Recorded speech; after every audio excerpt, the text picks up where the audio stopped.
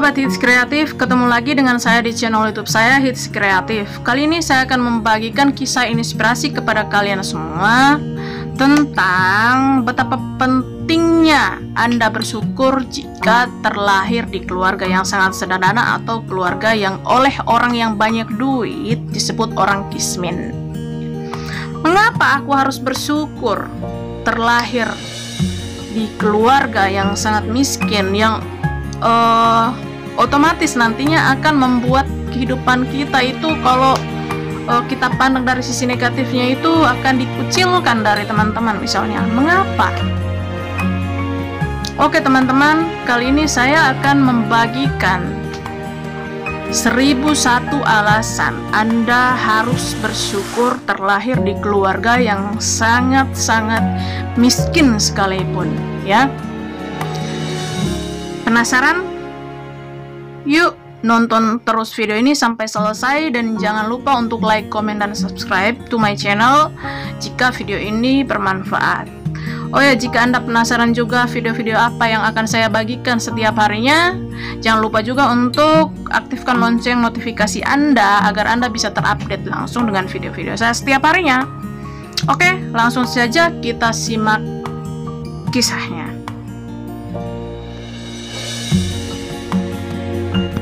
1001 alasan Anda bersyukur terlahir di keluarga miskin. Pertama, Anda akan merasakan kelimpahan kasih sayang dan cinta dari keluarga Anda. Anda akan diajarkan untuk bekerja keras sehingga Anda bisa menguasai segala pekerjaan. Anda akan diajarkan untuk selalu bertanggung jawab atas kehidupan Anda sejak Anda masih kanak-kanak. Anda akan diajarkan untuk hidup mandiri sehingga Anda bertumbuh menjadi manusia yang mandiri sejak dini. Anda akan menjadi tangguh, pantang menyerah, tidak kenal putus asa, dan bertumbuh menjadi pejuang hidup yang sesungguhnya. 90% Anda menjadi calon orang sukses di masa depan. Anda diajarkan untuk berpegang teguh pada prinsip yang akan membuat hidupmu akan membaik ke depannya. Masa pertumbuhan Anda dilimpahi perhatian yang luar biasa karena Anda menjadi prioritas pertama di keluarga Anda. Anda akan menguasai segala pekerjaan dalam bidang apapun karena Anda sudah diajarkan sejak kecil oleh keluarga Anda, dan dilanjut dengan pengalamanmu ketika Anda sudah dewasa. Anda tidak akan menjadi seperti anak pipit yang mulutnya selalu terbuka menunggu suapan induknya, karena Anda sudah diajarkan menjadi pekerja keras. Anda diajarkan untuk selalu bersyukur atas apa yang kamu dapatkan oleh keluarga Anda. Rendah hati, menghargai, peduli dengan orang lain adalah pelajaran utama yang diajarkan oleh keluarga. Prioritasnya adalah keluarga. Sahabat, masih banyak lagi yang lainnya. Kurasa Anda bisa merasakannya sendiri. Bagaimana kehidupan di keluarga yang begitu sederhana, yang penuh dengan kasih sayang dan juga rasa syukur. Anda tidak percaya? Yuk, saya bagikan sekilas kisahku.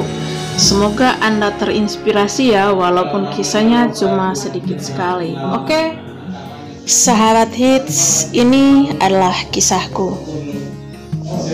Saya terlahir di dunia pada tanggal 13 November 1995 dengan nama Modesta Irawati Bues. Saya terlahir di keluarga yang sangat sederhana. Saya anak ketiga dari 4 bersaudara. Saking sederhananya, sewaktu kecil makanan kami adalah ubi, jagung. Beras itu adalah makanan spesial buat kami. Sahabat, nasi saja seperti itu. Apalagi kalau kalian bertanya tentang lauk apa yang kami makan setiap harinya. Tidak ada, teman-teman. Bahkan kami sering bertengkar hanya gara-gara merebut sepiring nasi yang dimasak dari beras. Dalam kehidupan kami sejak kecil, lauk itu akan muncul ketika ada tamu yang datang. Kami sangat senang karena nantinya kami akan makan nasi dan juga ada lauknya. Sahabat, bagaimana menurutmu? Mungkin kalian tidak percaya, namun kenyataannya adalah seperti itulah kehidupan kami di masa lalu. Namun, adakah yang menyangka bahwa di balik kehidupan kami yang begitu sederhana, yang mungkin kalian tidak bisa membayangkannya? Sahabat, kami mendapatkan begitu banyak kasih sayang dari kedua orang tua kami dan juga keluarga kami, sehingga kami pun tidak mampu untuk membalasnya dan tidak tahu bagaimana cara kami untuk membalas kebaikan mereka. Kini kami sudah dewasa dan kami merenungi segalanya. Begitu banyak kesalahan yang kami buat di masa lalu, di masa-masa semenjak kami masih berumur seperti anak-anak. Kami tidak tahu bagaimana caranya kami meminta maaf kepada mereka. Bagaimana caranya kami mengembalikan jalan ketika waktu bisa diputar kembali. Sahabat, kami sangat berdosa di masa lalu. Kami sering membentak kedua orang tua kami hanya karena mereka tidak mampu memberikan kami makanan beras setiap harinya. Begitu juga lauk. Sahabat, bagaimana perasaanmu? Kami sangat terpukul ketika merenunginya. Namun, kedua orang tua kami masih menyayangi kami bagaimanapun sifat dan watak kami, sehingga mereka menyekolahkan kami walaupun dalam keadaan terpaksa. Mereka tidak pernah merasa berat untuk membiayai kami sekolah, karena yang mereka inginkan adalah membuat hidup kami melebihi keadaan mereka. Yang mereka inginkan hanyalah kebahagiaan kami, senyuman kami, dan juga cita-cita kami. Mereka menyekolahkan kami di sekolah manapun kami mau. Mereka sering meminjam uang kemana-mana. Mereka sering dicaci maki oleh orang-orang yang uangnya mereka pinjam. Tetapi mereka tidak pernah merasa malu demi kami anak-anak mereka. Mereka rela dicaci maki, dihina. Sahabat, cinta dan kasih sayang dari keluarga, dari orang tua kami begitu luar biasa. Sahabat, saya masuk SD itu tahun 2003 dan selesai tahun 2008. Saya mendapatkan ranking bagus setiap semesternya. Masuk SMP di tahun 2008 dan selesai tahun 2011. Prestasiku menurun karena aku mulai merasa gengsi dengan keadaanku. Begitu juga waktu saya SMA. Prestasiku lebih drastis lagi karena aku sudah bertumbuh menjadi anak yang beranjak dewasa. Jadi aku malu dengan keberadaanku, sehingga belajar adalah kegiatan yang kunomorduakan. Aku sering memarahi kedua orang tuaku tatkala mereka memberikan uang tidak sesuai dengan jumlah yang kuinginkan. Namun, apakah mereka marah balik kepadaku atau kasih sayang mereka berkurang padaku? Tidak, teman-teman. Malahan mereka rela untuk dicaci maki kembali dan pergi meminjam uang kemana-mana sampai mereka berlutut kepada mereka yang ekonominya bisa dikatakan lebih baik daripada kami. Sahabat, begitu banyak dosaku kepada mereka. Namun Mereka tetap memelukku dengan erat. Kasih sayang mereka dilimpahkan kepada kami, anak-anak mereka. Setelah saya menyelesaikan sekolah menengah atas, saya pergi merantau karena mereka tidak menyanggupi untuk melanjutkanku ke universitas. Namun, mereka menangis dan meminta maaf padaku. Sambil mereka memohon maaf kepadaku, mereka menyerahkan uang tiketku untuk merantau. Uang dari mana, teman-teman? Uang dari hasil pinjaman kepada orang-orang kaya. Apakah aku peduli? Tidak, teman-teman, aku tidak peduli waktu itu. Aku sangat tidak peduli. Aku marah besar kepada mereka. Aku marah sekali. Aku malu kepada teman-teman saya yang selesai sekolah menengah atas langsung lanjut ke universitas. Saya malu, teman-teman, saya gengsi. Sehingga tanpa berterima kasih, aku mengambil uangnya dengan merebutnya tanpa sepatah kata pun yang aku ucapkan. Aku judes kepada mereka. Namun mereka tetap memelukku. Air mata mereka mengalir begitu deras melihat kepergianku. Aku tidak peduli waktu itu. Aku bekerja sampai di perantauan. Begitu banyak penderitaan yang kurasakan. Dari situlah air mataku mengalir, menetes, menyadari semua yang telah kulakukan kepada mereka. Ternyata begitu sulitnya untuk mendapatkan hanya serupiah, begitu sulitnya mendapatkan uang untuk mendapat sesuap nasi. Aku sangat frustasi dan aku memutuskan untuk pulang dan meminta maaf kepada mereka, berlutut dan mencium kaki mereka. Mereka sangat sedih, mereka menangis dan memelukku. Tetapi apa yang akan mereka lakukan? Tidak bisa, teman-teman.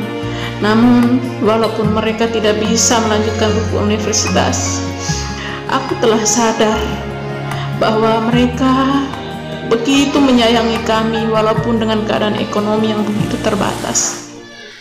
Sehingga saya bekerja sampai 1 tahun lamanya dan melanjutkan kuliah ke sebuah universitas pada tahun 2015 lalu. Saya mendapatkan prestasi bagus selama saya kuliah. Saya sering masuk dan bergabung di sebuah organisasi, baik organisasi internal kampus dan juga di luar kampus. Banyak sekali penghargaan dan sertifikat yang saya dapatkan, karena saya sudah sadar bahwa sesungguhnya aku dihadirkan atau dilahirkan di tengah keluarga yang begitu sederhana, adalah punya tujuan dan misi tersendiri oleh Tuhan. Aku sadar bahwa hidup itu butuh perjuangan, bukan hanya dengan menangis dan ngambek untuk mendapatkan sesuatu, tetapi harus dengan berjuang untuk menempuh kehidupan yang baru, kehidupan dan keadaan ekonomi yang layak buat keluarga.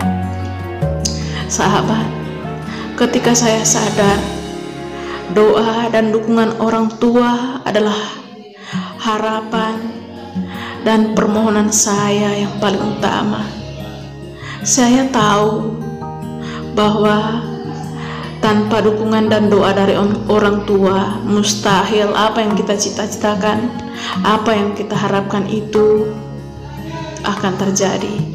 Sahabat, saya menyelesaikan kuliah saya itu di tahun 2019 lalu.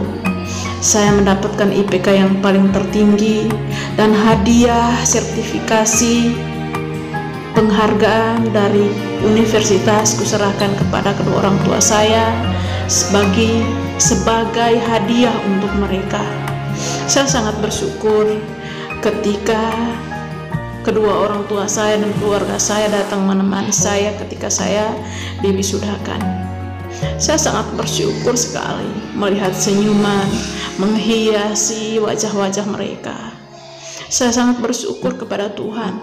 Begitu banyak cinta yang mereka berikan kepada saya, dan Tuhan sangat menyayangi saya, mendampingi saya dalam setiap kehidupan saya.